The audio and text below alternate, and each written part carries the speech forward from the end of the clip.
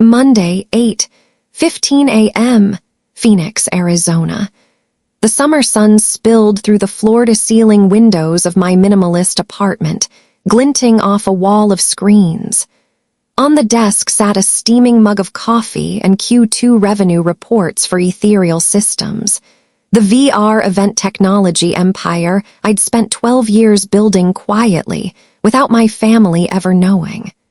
A holocall alert pulsed in the air, projecting the sleek image of a man in an expensive suit and an even cheaper smile. Patrick Steele, event director, Horizon VR Productions. I answered. Patrick, voice sugary but edged with condescension. MS, Cross, I'm calling to inform you of a serious problem. Your brother Aaron's VR graduation ceremony is facing technical issues. If you want to maintain premium visuals and special effects, the family will need to pay an additional $35,000 today. I sipped my coffee, eyes still scanning the revenue numbers. Me, $35,000. The signed contract already covers full bandwidth and effects. You're certain about this? Patrick laughed, a hollow, patronizing sound. Patrick, look, your family doesn't exactly strike me as tech-savvy. I'm sure you don't want the kid becoming a joke in front of his class, do you? I stood, crossing to the panoramic glass wall that overlooked Phoenix's morning rush hour.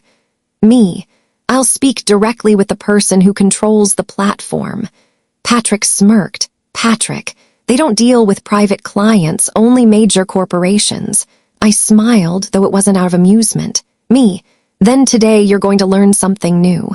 Cut 2. The moment the call ended, I opened a secure channel to my COO. Me, Maya, 2 o'clock this afternoon. Invite Patrick Steele to Ethereal HQ, and make sure Aaron and our parents are there, too. It's time they found out who really runs this system. The rest of the morning moved with calculated precision. I wasn't just arranging a meeting, I was staging a reveal. From my private server, I pulled Patrick Steele's client file. The Horizon VR Productions logo flashed across the screen, along with their contract, signed, sealed, and loaded with clauses he clearly hadn't bothered to read. His upgrade demands weren't just unethical, they were grounds for immediate removal. Scene, Lena's home office. I switched to the operations dashboard. The Ethereal Systems network map lit up like a galaxy, thousands of live VR events across the country, each a tiny star on my screen. Los Angeles glowed bright where Aaron's graduation feed was scheduled to run in 3 days. I clicked the node. Every technical requirement was already maxed out. No extra bandwidth needed. No premium effects missing. Maya's voice came through my earpiece. Maya, Meeting Room Omega is prepped. I've invited Patrick, Aaron, and your parents. Patrick thinks it's a client escalation session. Me, good, keep it that way. Maya, and the recording systems. Me, live and archived, every word stays on record. Scene, Ethereal Systems Headquarters, 1:45 p.m.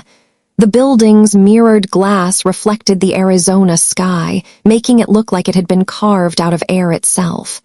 Inside, the lobby pulsed with soft, ambient light and shifting holograms, scenes from past high-profile events our platform had powered. Celebrities accepting awards, presidents giving speeches, concerts attended by millions, all streamed through my tech. Patrick arrived first. Designer suit, smug posture, eyes sweeping the lobby like he owned the place. When he saw me sitting in one of the lounge chairs, typing on my tablet, he gave a faint smirk. Patrick, you must be here for the same meeting. Client escalation. Don't worry, when the big bosses come in, I'll make sure you understand the stakes. I didn't even look up from my screen. Oh, I understand them perfectly. Aaron and my parents walked in moments later, looking confused about why this meeting was happening at all. Aaron glanced at me. Aaron, Lena, what is all this? Me, you'll see. Maya stepped out from the elevator, clipboard in hand. Maya, all right, everyone, let's head up. The founder will be joining us shortly." Patrick straightened his tie, clearly expecting to charm the founder into approving his made-up charges. Poor man. He had no idea he was already in the room. Scene: Conference Room Omega 2, 00 p.m. The room was built for impact. A panoramic glass wall overlooked the city skyline, while a massive curved display wrapped the far side, cycling through live VR event feeds from around the world. The table was polished obsidian, big enough to seat 20. Patrick slid into the chair at the head of the table as if it belonged to him, tapping on his sleek tablet. "Patrick, let's make this quick. I've got other premium clients waiting on me." Aaron and my parents sat off to the side, exchanging puzzled glances. Maya took a seat opposite Patrick, pen poised. I stayed silent in the far corner, observing. Patrick launched into his pitch, voice dripping with feigned concern. "Patrick, the ceremony is in danger of underperforming. If we don't upgrade the system, additional bandwidth, special effects, the stream could buffer, visuals could degrade. This is the kind of thing that ruins memories for a small fee of $35,000. Meyer interrupted, her tone politely skeptical. "Maya, and you've confirmed these upgrades are necessary?" Patrick smirked. "Patrick, I've been in this industry for years. I know when a client's setup is underwhelming." That's when the door opened. I stepped forward, crossing the room slowly. Patrick's eyes flicked toward me, casual at first, until I walked past him and stopped at the head of the table. "Me, Mr. Steele, I don't believe we've been formally introduced. I'm Lena Cross, founder and CEO of Ethereal Systems." The silence was instant, heavy. Aaron's jaw dropped. My parents froze. Patrick's mouth opened, but no sound came out. I rested my hands on the table, locking eyes with him. "Me, so you've been telling my family they need to pay you $35,000 for upgrades. Upgrades that don't exist." Maya tapped her tablet. The curved display lit up with Patrick's recorded phone call from that morning. His voice filled the room. "The family doesn't know what they are doing. Double the price, they'll pay it." Patrick shifted in his seat, his skin paling under the conference lights. "Patrick, that's taken out of context." I leaned back in the chair that was supposed to be his. "Me, no, Patrick, that is the context." Patrick cleared his throat, trying to recover his swagger. "Patrick, look, I was simply trying to ensure the event meets the highest standards." I cut him off, my tone razor sharp. "Me, you were trying to pad your commission by inventing phantom upgrades. The system is already maxed out for Aaron's event. You knew that. You just thought my family was too naive to question you." Maya slid a new document across the table toward him. "Maya, this is your signed contract with Horizon VR Productions. Section 4. 2.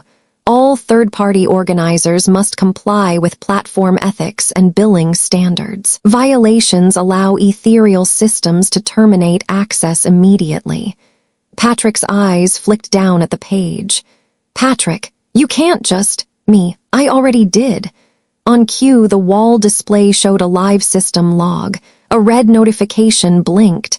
"Horizon VR Productions access revoked." Every one of his active events went dark. Patrick's voice cracked. "Patrick, you'll destroy my business." I folded my hands. "Me, you destroyed your own business the moment you decided to exploit my family." Aaron leaned forward, finally finding his voice. "Aaron, so you've been lying to us for days, making Mom and Dad panic over money they didn't even owe." Patrick didn't answer. Scene shift, the final blow. I walked toward the door, then turned back. "Me.